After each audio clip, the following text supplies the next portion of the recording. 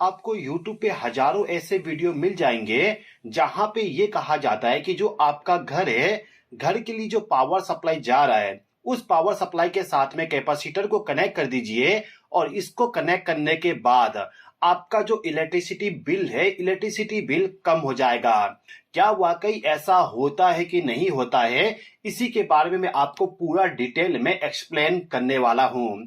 तो कैपेसिटर को कनेक्ट करने से इलेक्ट्रिसिटी बिल हमारा कम होगा कि नहीं होगा, उसको हम थोड़ा रुक के समझेंगे। सबसे पहले हम ये समझते हैं कि जो हमारे घर का इलेक्ट्रिसिटी बिल आती है, इलेक्ट्रिसिटी बिल किस कंडीशन में, यानी कि क्या करने पे कितना इलेक्ट्रिसिटी बिल आती है, उसको समझ लेते हैं।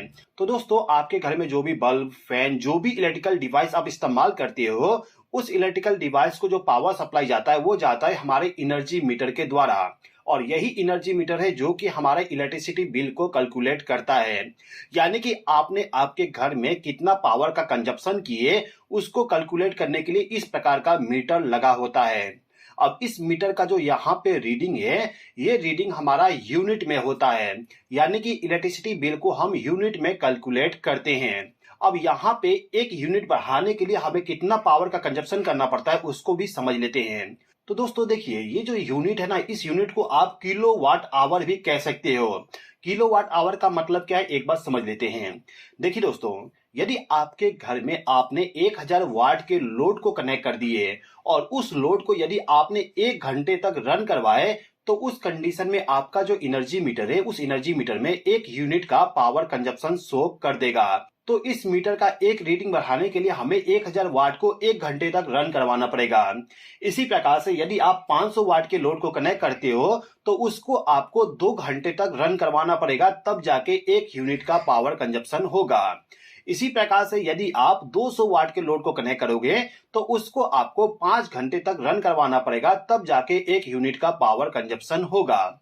अब जितना भी यूनिट आपके घर में पावर कंजप्शन करोगे, उसको रेट से मल्टीप्लाई करके हमारे घर का इलेक्ट्रिसिटी बिल आ जाती है। यहाँ पर रेट का मतलब ये है कि 1 यूनिट कंजप्शन करने पे कितना रुपया आपको पे करना पड़ता है, उसका अमाउंट। ओके, अब हमारा मेन कॉन्सेप्ट ये है कि जो हमारा एनर्जी मीटर है, उस एनर्जी मीटर के साथ हम कैपेसिटर को कनेक्ट कर दें, तो उस कंडीशन में हमारा इलेक्ट्रिसिटी बिल कम होगा कि नहीं होगा। तो इसको समझने के लिए हम यहाँ पे एक कैलकुलेशन करते हैं। तो यहाँ पे हमारे पास में एक क्वेश्चन दिया गया है, find the total power consumption in a home in which load is running continuously for 1 our.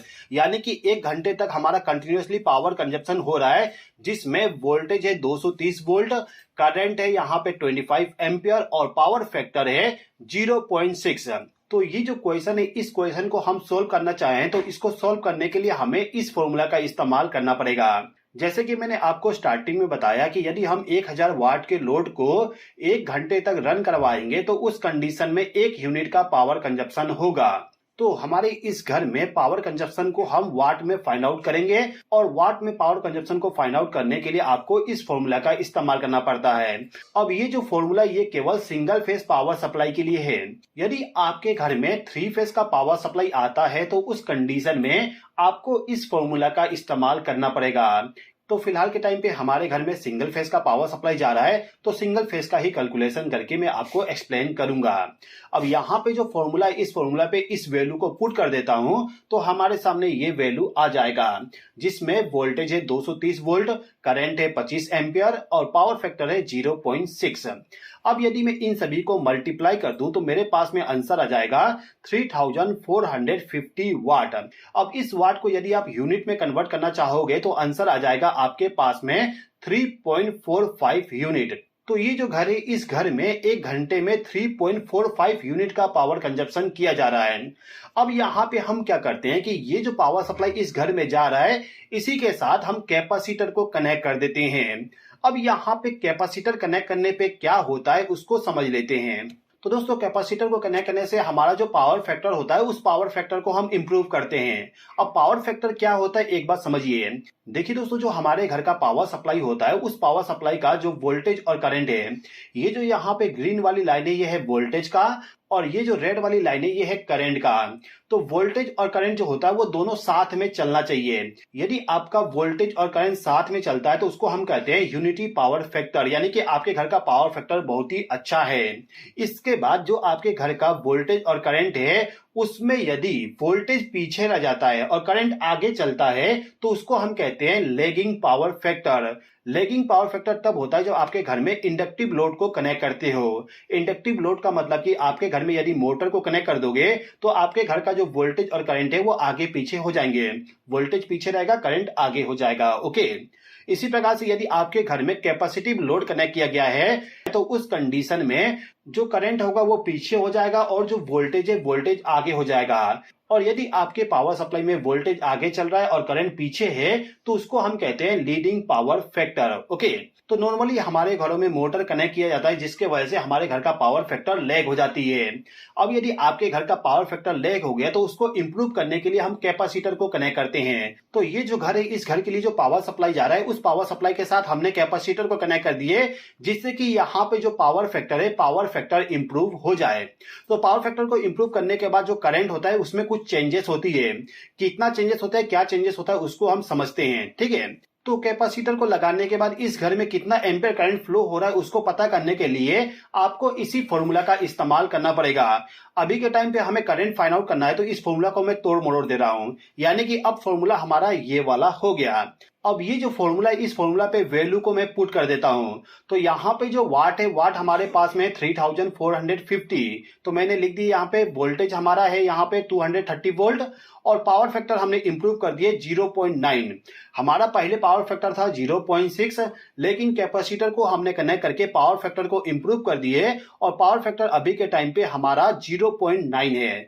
तो इसको पुट करने के बाद यदि हम करंट को फाइंड आउट करेंगे तो आंसर आ जाएगा हमारे पास में 16.66 एम्पियर।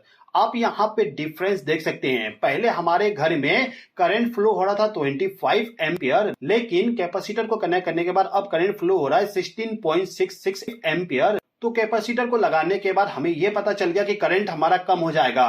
अब यहाँ पे सवाल ये बनता है कि यदि हमारे घर का करंट कम हो जाता है तो इसके वजह से क्या हमारा इलेक्ट्रिसिटी बिल कम हो जाएगा? तो ये जो करंट रेटिंग है इसको मुझे इस वाले फॉर्मूला पे पुट करना पड़ेगा।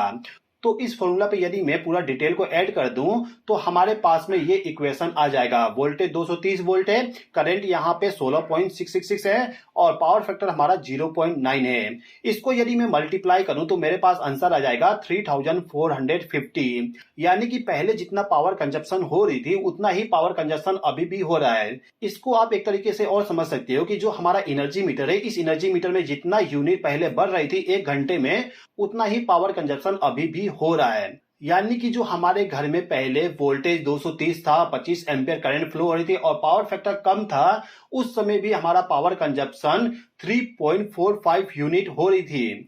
इसके बाद जब हमने कैपेसिटर को कनेक्ट कर दिए तो कैपेसिटर को कनेक्ट करने के बाद पावर फैक्टर तो इंप्रूव हो गया, लेकिन करंट हमारा कम हो गया। करंट रेटिंग कम होने से और पावर फैक्टर के इंप्रूव होने से जो हमारे घर में पावर कंजप्शन हो रही थी वो पहले के जैसे ही है। यानी कि पहले जितना इलेक्ट्रिसिटी बिल आपके घर में आ रहा था उतना ही इलेक्ट्रिसिटी बिल अभी भी आएगा कैपेसिटर को कनेक्ट करने के बाद भी। ओके, लेकिन दोस्तों यहाँ पे आपको एक चीज समझना होगा, जो आपके घर में इलेक्ट्रिकल डिवाइसेस है उन सभी डिवाइस का जो लाइफ है, लाइफ इंक्रीज हो जाएगा यदि आपने आपके घर का पावर फैक्टर को इंप्रूव कर दिया तो। ओके, इसके अलावा आपको मैं एक चीज और बताना चाहूंगा। जो इंडस्ट्री होता है, इंडस्ट्री में जो पावर सप्लाई जाता है उस पावर सप्लाई में यदि पावर फैक्टर लो रहता है तो उस कंडीशन में उनको पेनाल्टी पे करना पड़ता है। और यदि इंडस्ट्री में जो पावर फैक्टर है, पावर फैक्टर पूरा सही रहता है तो उस कंडीशन में उनको कोई भी पेनाल्टी पे नहीं करना पड़ता है।